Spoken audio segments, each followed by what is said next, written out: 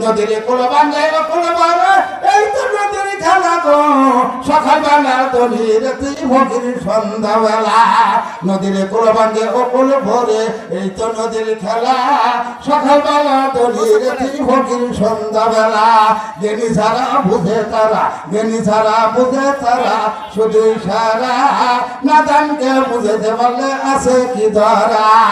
এইখানে কবি বলছেন মুসলমানের দর্শে গুণে ভাবে দেখো না সালাম দিলে মাথা নড়ে শিবা নড়ে না